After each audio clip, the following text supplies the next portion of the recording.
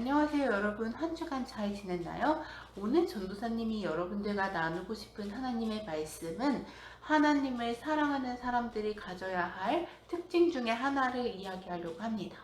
전도사님이 여러분들에게 동영상으로 보여주었던 것처럼 지금 비전홀이 새로운 모습으로 레노베이션을 하고 있는데요. 천장부터 바닥까지 새로운 모습으로 모든 것을 고치고 있습니다. 그 고치는 모습을 전도사님이 보면서 이런 생각을 했습니다. 여러분들과 함께 예배하고 함께 성경 공부도 했던 곳, 그리고 함께 간식도 먹고 게임도 하고 즐거운 시간을 보내고 또 수련회를 했던 곳, 수련회를 하면서 하나님을 뜨겁게 찬양했던 곳이라서 여러분들 생각이 참 많이 났습니다.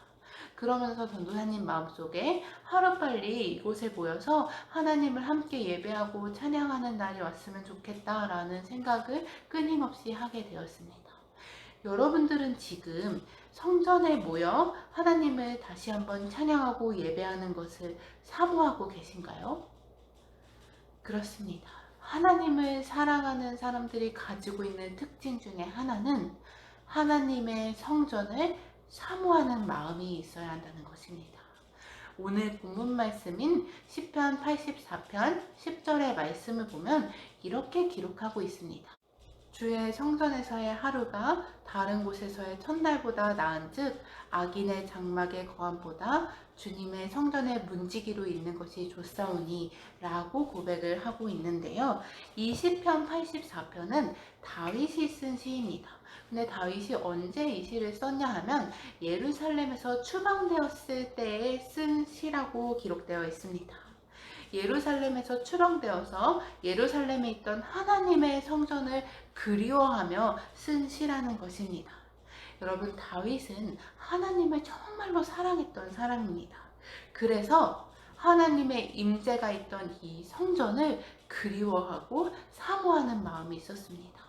하나님을 사랑하는 사람은 하나님의 임재가 있는 성전을 사모하는 마음이 있는 것이 당연하기 때문입니다.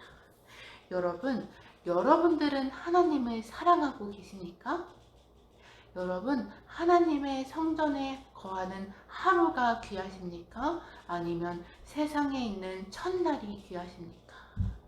여러분, 하나님을 사랑하는 우리들은 하나님의 성전에 거하는 것이 가장 큰 사모함이고 기쁨이 되어야 한다는 것입니다. 여러분, 우리는 지금 마치 다윗처럼 예루살렘에서 쫓겨나 추방되어 성전에 가서 예배를 드릴 수 없었던 다윗처럼 지금 교회에 모여 예배를 드릴 수 없는 상황 가운데 거해 있습니다. 여러분, 그런데 다윗이 성전에서 멀어져 있는 이 상황 가운데서 어떻게 해서 하나님을 사랑하고 하나님 향한 믿음을 잃지 않을 수 있었느냐? 그것의 비밀은 무엇이냐 하면 하나님의 성전을 향한 사모하는 마음이 끊임없이 있었기 때문입니다. 여러분, 하나님의 성전을 향한 그리움, 그리고 이 사모함이 다윗으로 하여금 믿음을 잃지 않을 수 있도록 도와주었다는 것입니다. 우리들도 지금 교회에 모여 예배하지 못하는 상황 가운데 거해 있습니다. 이런 상황 가운데에 믿음을 잃기 정말 좋은 시기입니다. 이런 시기 가운데에 믿음을 잃지 않으려면 우리가 꼭 붙들어야 하는 것이 있습니다. 그것은 하나님의 성전을 향한 사모함입니다. 하나님의 성전을 그리워하는 마음입니다. 마치 다윗의 고백과 같이 말입니다. 여러분, 하나님께서 우리에게 광림교회라는 예배 처소를 맡겨주셨습니다. 이 광림교회가 우리에게 맡겨주신 예배 처소라는 사실은 지금도 영원히 변하지 않는 사실입니다.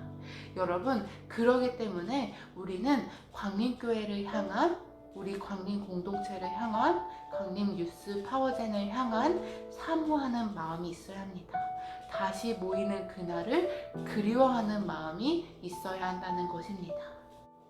주의 궁정에서 문지기로 있는 것이 악인의 장막의 거함보다 좋사오니, 이 다윗의 믿음의 고백이 지금 우리의 믿음의 고백이 되기를 간절히 소망합니다.